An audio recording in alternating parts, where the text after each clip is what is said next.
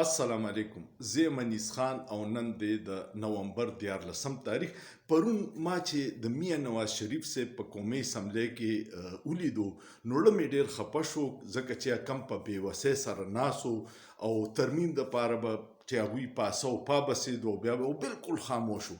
ما ته د دوی تاریخ رایاد شو او بیا خفه په دې شوم چې د میا نواز شریف د سیاست دومره دردناک انجام ما سوچ نه و کړی. خو څوک د دوی سیاست چې شروع شوی نو هغه د جنرال جیلاني نه شروع شوی په 1982 کې په مارشل لا دور کې وزیر خزانه واغستو او بیا د پنجاب په 1985 کې وزیر اعلی شو او بیا چې بېنظیر سیاست ته راله او هغه د بهر جلاوطنۍ نه راله او الیکشن شو او وزیر اعظم شو او دی بیا اپوزیشن لیډر شو. دا یو سلسله روانه وه. دوی به وقتاً فوقتاً چې کله به اقتدار کې نو دوی به بیا د اسټابلیشمنټ په تعاون سره راغلی و د پیپلز پارټۍ په دشمنۍ کې به نو به ټیکو خو چې اقتدار نه به جرنیلان وویستو نو بیا به دی انقلابي شو. وقتاً فوقتاً د دې انټرویوګانې ډېر پرتې دي او خلکو به ویې جوړ دی ډېر جمهوریت پسند دی، ډېر د عوامو دغه کوي او د غیر جمهوري قوتونو خلاف دی. اخري ځل چې درکو نو دی یو ناره والې وه چې ووټ کو عزت دو. ډېرو خلکو امید پیدا شو چې زه دې پیرې له په حقیقي معنو کې میا نواز شریف صاحب وزیر اعظم شي. دلته دوه پارټیانې وي، پیپلز پارټي وه او مسلم لیگ نون و چې مسلم لیگ نون به حکومت جوړ کو بیا به د خلاف پیپلز پارټي او اسټابلیشمنټ سازشونه وکړه د حکومت به ختم کو. بیا به مسلم پیپلز پارټي حکومت جوړ کو نو میا نواز شریف او اسټابلیشمنټ به بیا د هغوی خلاف وکړو. دا سلسله به روانه وه. نمبر یې اخیستې وې، درې پیرې حکومت وکړو او چې چا به حکومت جوړ کړو نو مولانا فضل الرحمن صاحب به ورته په تحفه کې میلاو شو. په آصف علي زرداري چې څومره کیسونه جوړ شوي جیلونو ته یې اچولي وو، دا د مسلم لیگ نون میا نواز شریف اچولی وو، جیل ته یې اچولی او کیسونه هم پرې ټول د کرپشن، د سیرې محل، د سویټزرلینډ د کیسونو او دا به پروپیګنډه پسې کېده چې آصف زرداري په ایوان وزیر اعظم کې ناسي او اسونه چې دي په استبل کې هغې له د پسې مربی ورکوي. دا دومره پروپیګنډه یې وکړي. دا خو خلکو دا خیال و چې دوی دواړه د عوام دپاره د یو بل دشمنان دي. پته ورته نه وه چې دننه دوی میلاو دي. بیا پکې یو مرد کلندر عمران خان راغی. چې عمران خان راغی نو دا ټول قوتونه د هغه خلاف یو ځای شو، کو هغه مسلم لیگ نون و، کو هغه پیپلز پارټي وه، کو مولانا صاحب و، دا ټول یو ځای شو. بیا د دې کې اختتام شروعات په دې وشو چې کله په لندن کې د دوی یو پلانینګ وشو، کوم چې عمران خان الزام لګوي د جنرال باجوا سره د دوی ډیل وشو او د جنرال باجوا چې کله د ایکسټنشن دغه او هغه آصف سید کوسه ووایي چې هغه قانون سازي وکړي نو دوی ټول میا نواز شریف صاحب په لندن کې ناسو. دلته به د ووټ کو عزت دو ناره والا خواجه آصف دی چې لاړه نو هغه ته ووایي چې چوپ چاپ لاړ شي او هغې له ووټ ورکړي. دا ټول لاړو متفقه تورې د باجوا صاحب ایکسټنشن له ووټ ورکو. په هغې ورځو کې مریم بی بي چې وه په اسلام آباد کې پریس ټاک کو، میډیا سره یې خبرې کولې نو یو اهم خبرې وکړه او دا یې ووایي چې شکر دی زه په دې ګناه کې نه یم شامل.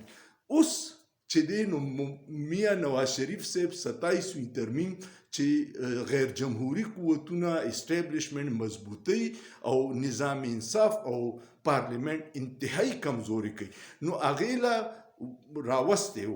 خلک وایي چې یا راغلی نه و، راوستی و ځکه چې دوی سره 2/3 اکثریت نه 10 ووټه سیوه و. که میا نواز شریف نه راتلی ځکه حمزه شهباز نه و راغلی نو بیا به هم دا ترمیم پاس شوی خو دی پکې راوستی په دې و چې دی سبا دا ونه وایي چې زه په دې ګناه کې نه وم شامل. نو ما چې پرون ولیدو د هغه افسوسناک انجام ځکه چې دا اختتام دی. بیا پکې یو کار ورسره پیپلز پارټۍ دا وکړو چې څومره په زرداري صاحب باندې د کرپشن کیسونه اچولي په دغه مسلم لیگ نون باندې ځان له هغې د کرپشن د کروړونو اربونو د منی لانډرینګ د کرپشن نه استثنا د مسلم لیگ نون د میا نواز شریف د کشر ورور د شهباز شریف په ذریعه واغسته. نو دی ورته ثابته کړه چې تاسو په ما الزامات لګولي تاسو به راله استثنا راکړئ. دا د دې پارټیانو ګډ جوړ دی. په دې کې د مسلم لیگ نون ورکر به ډېر خپي او د پیپلز پارټۍ ورکم بم خپي، ځکه چې دا ثابته شوه چې هغه غلا کړې، دا منی لانډرینګ کړې، ځکه استثنا غسته. ګوا صفا کار او غلای نه وکړي، نو پکار چې د عدالتونو نه خلاص شوي. اوس پکې څه چل شو، د مسلم لیگ نون ورکر بم په دې خپي چې آصف زرداری له مسلم لیگ نون استثنا ورکړه. معذرت خو د پیپلز پارټي او مسلم لیگ نون دا پارټیان نه دي، دا خاندانی لیمیټډ کمپنیان دي. دې کې چې میاں نواز شریف وي، بیا د ورکر یا د ایم ان ای یا د سینیټر هیڅ رول نشته.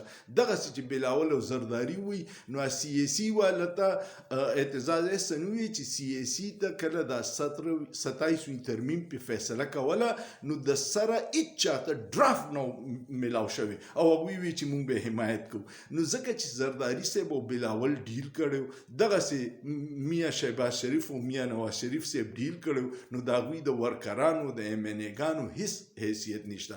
خو دا ښکاره شو چې دا ښکاره شوه چې دا ټول جعلي انقلابیان دي او جعلي د جمهوریت ترجمانان یا چمپیونان دي.